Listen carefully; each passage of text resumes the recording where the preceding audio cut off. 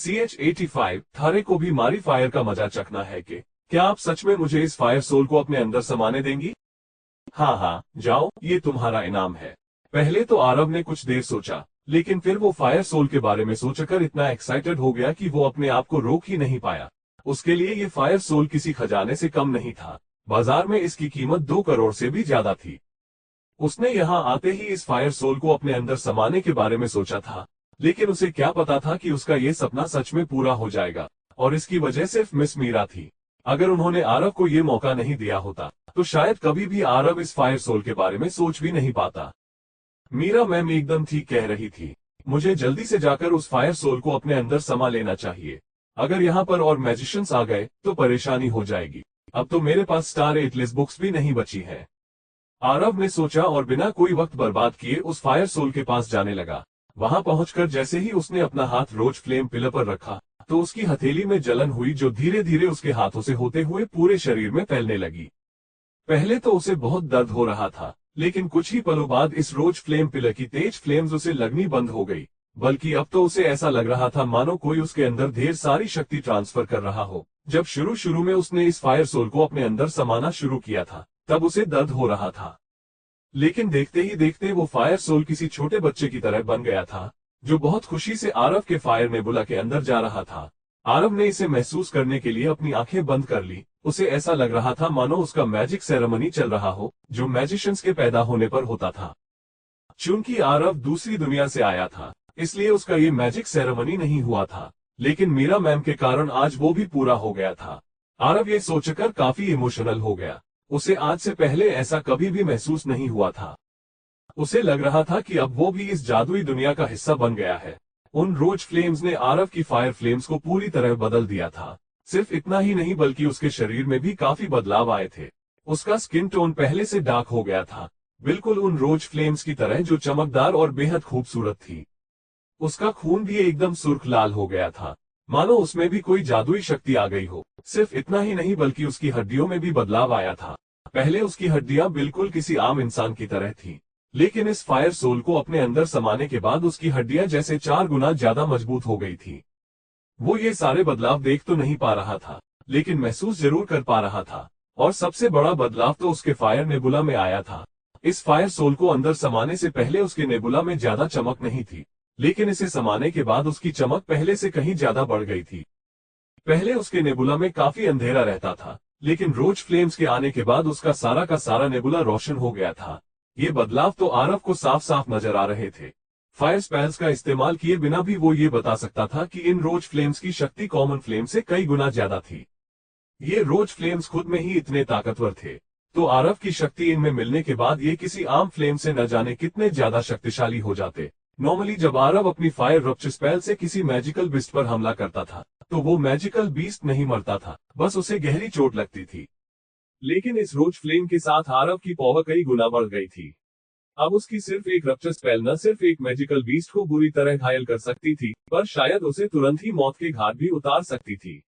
वैसे तो सारे मैजिकल बीस्ट की रफ्तार बेहद तेज होती थी और उन पर फायर स्पेल से हमला करना काफी मुश्किल हो जाता था। यहाँ तक कि अगर किसी मैजिशियन के पास रोज फ्लेम भी होता था, तो भी वो मैजिकल बीस्ट की तेज रफ्तार का सामना नहीं कर पाता था। लेकिन आरव के पास एक नहीं बल्कि 2 एलिमेंट्स थे। पहले वो अपने स्पिरिट वोल्फ की मदद से किसी भी बीस्ट को एक जगह पर रोक सकता था, और फिर उसके बाद अपनी रोज फ्लेम फायर रप्चर का इस्तेमाल करके उसे आसानी से मार सकता था। उसे अपने डायमेंशनल समनिंग और रप्चर स्पेल को इस्तेमाल करने में सिर्फ 1.5 सेकंड लगता था।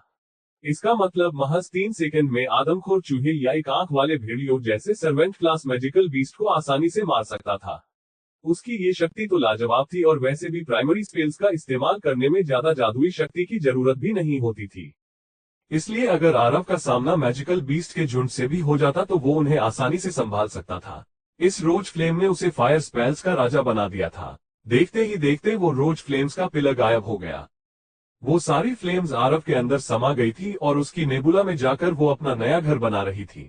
जैसे ही आरव ने अपना एक कदम आगे बढ़ाया, वैसे ही जमीन पर उसका फुटप्रिंट आ गया और उसके चारों तरफ रोज फायर फ्लेम्स आ गई। उसकी शक्ति का कोई ठिकाना नहीं था। वहीं पत्थरों के पास मिस मीरा को पूरी तरह से होश आ गया था। उन पर लगी रावण की जड़ी बूटियों का असर खत्म हो गया था, और साथ ही साथ उस कस का भी, जिसका इस्तेमाल रावण ने उन पर किया था।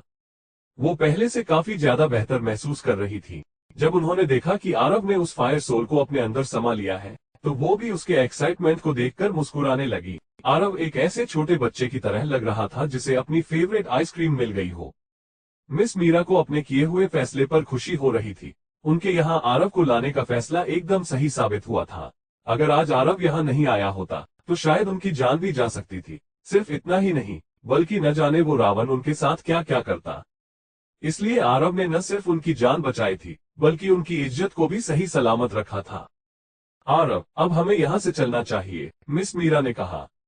आप ठीक तो है ना? और ये सिंघानिया फैमिली के मैजिशियंस की लाशें क्या यहीं पड़ी रहेंगी?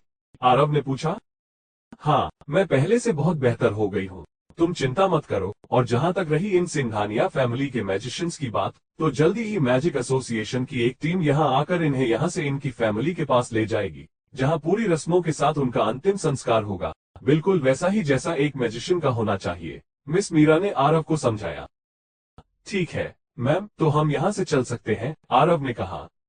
आरव रुको, मुझे तुमसे कुछ कहना है। मैं समझ नहीं पा रही हूँ कि तुम्हारा शुक्रिया कैसे करूँ। तुमने जो मेरे लिए किया है, उसका एहसान मैं कभी भी नहीं चुका सकती। अगर तुम्हारी जगह कोई और होता तो शायद मुझे यहीं छोड़कर भाग जाता, लेकिन तुमने जैसे बिना डरे रावण का सामना किया, वो काबिले तारीफ है। वो मैं तुमसे माफी मांगना चाहती हूँ। मैं यहाँ तुम्हें रावण से लड़ने के लिए नहीं लाई थी, लेकिन मेरी लापरवाही की वजह से तुम्हें उस सिरफिरे किला का सामना करना पड़ा। अगर तुम्हें कुछ हो जाता तो मैं खुद को कभी भी माफ नहीं कर पाती। मिस मीरा के चेहरे से साफ समझ में आ रहा था कि वो कितना ज्यादा शर्मिंदा थी। कैसी बात कर रही हैं, मैम? आप तो मेरी रोल मॉडल है और आज जो कुछ भी हुआ है उसमें आपकी कोई भी गलती नहीं थी। वो कमीना रावण आपके खाने में ऐसी जड़ी बूटियां मिला रहा था जिसकी वजह से आज आपकी ऐसी हालत हो गई थी। ये सब सिर्फ उस मनहूस की वजह से हुआ और आप मुझसे माफी मांगकर मुझे शर्मिंदा कर रही हैं। आज मैंने आपको अपनी बड़ी बहन का दर्जा दिया है, तो बताइए कौन सा भाई अपनी बहन को मुसीबत में छोड़कर चला जाता है? आप खुद एक बहुत बड़ी मैजिशियन हैं और भगवान करे कि आप हमेशा सही सलामत रहें, लेकिन जब भी आपकी जान खतरे में होगी तो आपका ये भाई आपको जरूर बचाएगा। ये मेरा आपसे वादा है, आरव ने मिस मीरा से कहा। आरव की बात सुनकर मिस मीरा की आंखों में आंसू आ गए। उन्होंने आज तक इतना नेक दिल इंसान पहले कभी नहीं देखा था।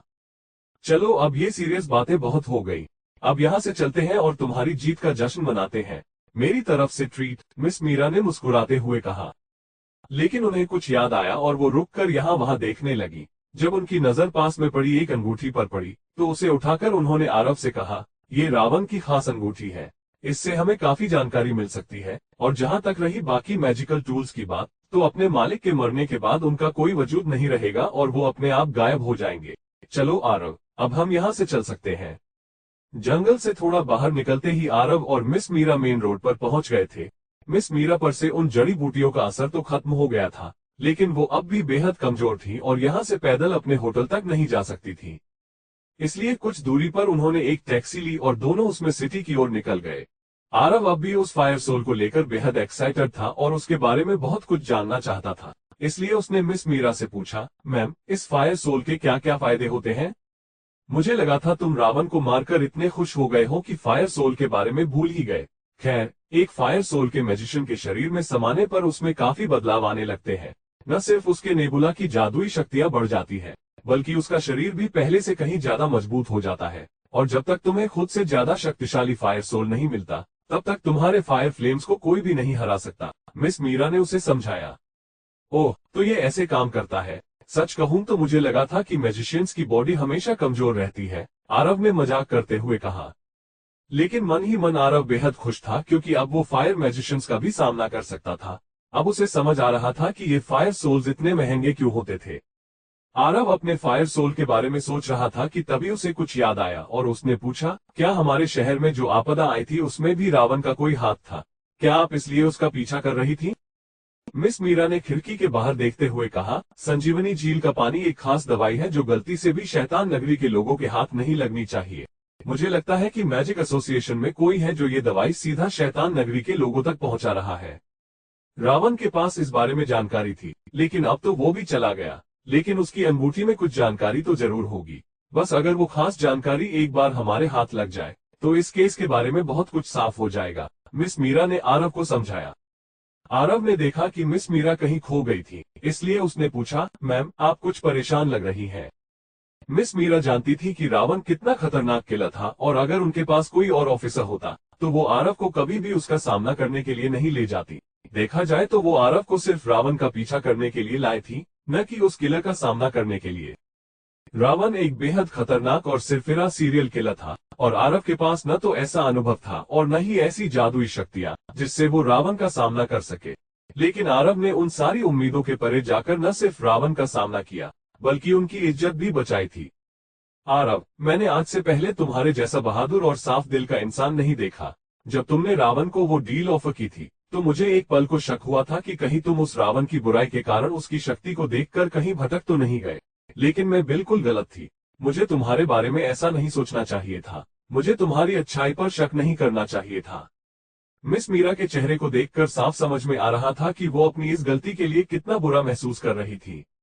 मिस मीरा की बात सुनकर आरव ठहाके लगाकर हंसने लगा और मिस मीरा से उसने कहा, आपको सच में लगा कि मैं भी एक विलेन बन गया हूँ? क्या मैं सच में इतनी अच्छी एक्टिंग कर लेता हूँ? आप मुझे ये बताइए, अगर मैं एक अच्छा मैजिशियन नहीं बन पाया तो मैं एक्टिंग में अपना करियर बना सकता हूँ। मुझे बचपन से ही पता था कि मैं हीरो का रोल बड़े अच्छे से कर सकता हूँ, आरव ने अपनी कॉलर चढ़ाते हुए कहा। आरव की बात सुनकर मिस मीरा भी जोर जोर से हंसने लगी। उनके मन की सारी उदासी और शर्मिंदगी दूर हो गई थी। तुम कभी नहीं सुधरोगे, मिस मीरा ने हंसते हुए कहा। आरव मिस मीरा की बात का जवाब देने ही वाला था कि अचानक जिस टैक्सी में वो लोग बैठे थे वो एक दूसरी कार से टकराते टकराते बची। तभी उनके टैक्सी ड्राइवर ने कहा, देख भाया, माफ कर। मारे को भी थारी बात सुनकर हंसी आ गई थी, इसलिए सड़क पर ध्यान न दे पाया।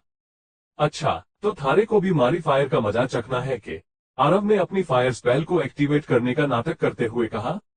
ना भाया, अब मैं थारी बातें कभी न सुनूंगा। मने माफ कर दे, उस टैक्सी ड्राइवर ने कहा और उसकी बात सुनकर मिस मीरा और आरव एक दूसरे को देखकर ठहाके लगाकर हंसने लगे। आरव के फायर फ्लेम्स की हल्की सी झलक देखने के बाद उस ड्राइवर ने बाकी रास्ते गाड़ी अच्छे से चलाई और पीछे मुड़कर एक बार भी नहीं देखा। मिस मीरा और आरव भी अपने अपने ख्यालों में खो गए थे।